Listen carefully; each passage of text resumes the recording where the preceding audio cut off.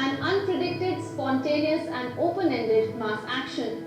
The 2-week-long campaign against corruption here in India, for instance, no one had seen it coming. It was a sudden outpouring of popular sentiment, public anger against a felt grievance, corruption in public and political life. Anna Hazare became just the rallying point for it. The establishment, having promised action to have an effective Lokpal law passed to deal with the malaise, the crowds have melted away. The degree to which the desired result will be brought about remains to be seen. The message of the movement is, however, loud and clear. It is that societies and governments will now have to reckon with qualitatively new patterns of mass action not imagined by any political theorist before. Today in Public Forum, we talk about emerging new patterns of popular protest. And to discuss this, we are joined by 4 distinguished guests in our studios. Please welcome Ashish Nandi, a noted political and social analyst. Sitting next to him is Professor Ashwini Ray, a political analyst. Sitting next to him is Dr. Sriram Chaulia, a Vice Dean of the Jindal School of International Affairs, and we are also joined by Mr. Harish Gupta, a senior journalist. I welcome you all to Public Forum. But behind the popularity of it all, Dr. Chaulia, do you think there could be yet another reason for it, the use of new media, the new tools of communication such as Facebook, Twitter and SMSs? I don't know how significant it was in mobilizing people for the Anna Hazare movement in India, but certainly the Web 2.0 technologies have horizontally spread your ability to mobilize and galvanize people quickly. We saw that in Iran after the disputed elections 2 years ago. We've seen that in Malaysia, where the opposition made huge inroads against the ruling coalition which has been in power for 50 years, and most recently in Egypt and Tunisia, which were also non-violent, but which use these new age technologies. So, but I think our demographic and the internet penetration in our society is relatively much scantier compared to say Iran, where close to 40% of the population has access to the internet. So I think the technological tools, including mobile phones, I would be interested in seeing evidence that they were used significantly for this mobilization. But if it's happening, then it can be framed in a larger moment where we are in the era of what I call Web 2.0 revolutions. We should be a little cautious, if you permit 1 second, about comparing it with the movements which were taking place in West Asia, for the simple reason, and the major difference which added to the emergence of the mass movement here was, there was no attempt at regime change here, unlike say what was happening in non-democracies in Middle East. Yeah, in Middle East it emerged largely against the regime because they were repressive structures.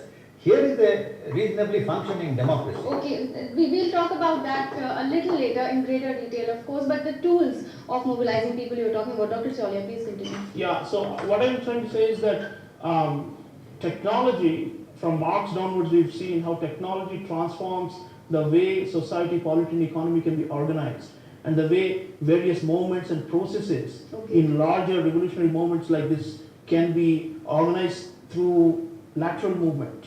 And technology has actually done it. And over time, if you see revolution, Khomeini was sending audio cassettes from Switzerland to arouse the masses against the Shah in the 1970s. We are now in a different age. And so I'm sure that especially the middle class component of this Anna Hazare movement has been very prominent, will resort to this. Even the riots in Britain, which coincided almost around the same time, as you know, the British government has been trying to curb the usage of Twitter and Facebook for calling people out for, which in their case was very violent.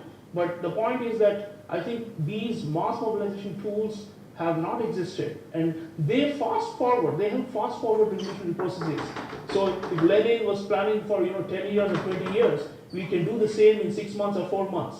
So regimes beware, people have power now, and it's very different even from people power of the 1980s. For example, but then many would ask, how did Gandhi do it? That's right. Well, it was a sustained movement for several decades, right? So what I'm saying is, the salt satyagraha which he mentioned, he just walked through the villages. yeah. And when he started, he had 500,000 people with him. When he was on the sea coast, there were tens of thousands. True. In fact, the human element cannot be denied. It's not that it's all a technocratic process. So, in fact, there's this researcher at Yale called Sajjad, I can't recall his name, but he is now doing a counterintuitive study, which shows that shutting down the internet actually undermines undermined the Mubarak regime Mhm. because they managed to do a total blackout for 3 days. And what it did was actually force people to switch off their screens, come out into the squares, into the back alleys, and to meet with each other and to say the time has come to act. So his argument is basically that sometimes technology can even be a barrier to revolution. Mhm. It's counterintuitive, but the human element and there's no substitute to face-to-face contact. But and- nonetheless, it can facilitate. It is. I think it's a major catalyst. All right. Let's involve Dr. Chawle also here. So you're saying perhaps at the heart of the movement was the issue of corruption, something that affected everybody from, it pervades the system from top to bottom and affects the richest as well as the poorest. I'd like to also go back to the question of the role of the individual.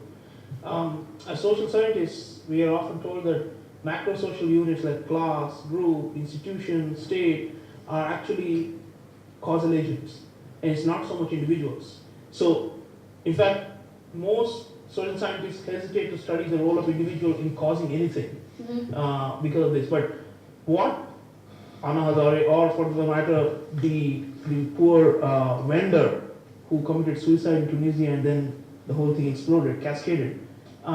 Acts of sacrifice, acts of individual bravery and courage, and acts of self-abnegation do trigger processes that then, the butterfly effects and all these things we talk about in academics, where, there are unintended consequences and they lead to larger groups coalescing around an issue.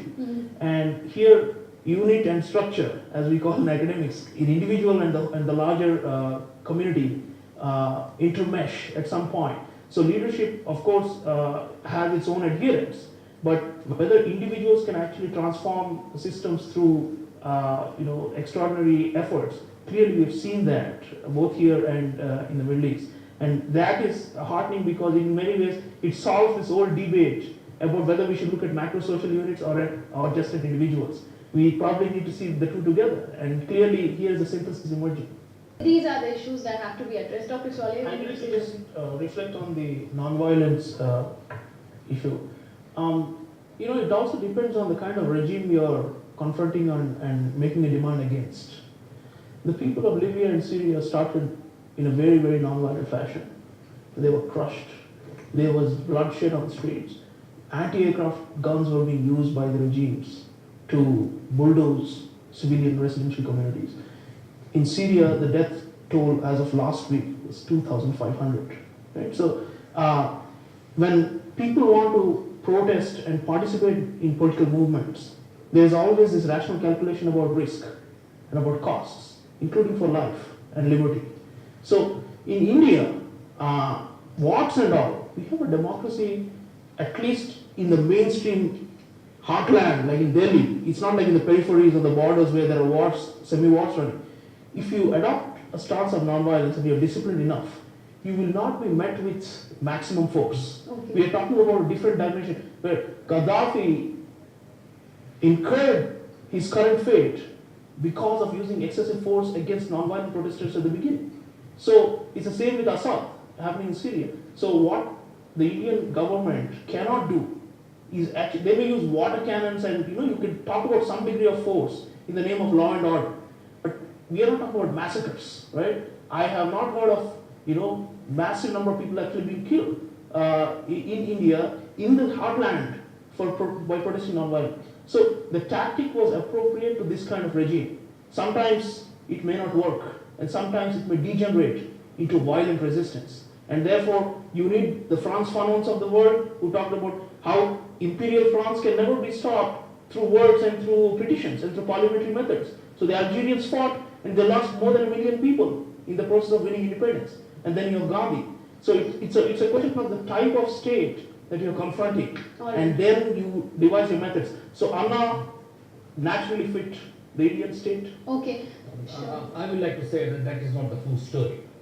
Satyagraha was not born in India. Satyagraha was born in South Africa, where it was a proper authoritarian state, much worse than Imperial France. And it succeeded there. The only time Satyagraha was used in Nazi Germany was when the wives of Jewish pilots, former, married to Jewish, struck.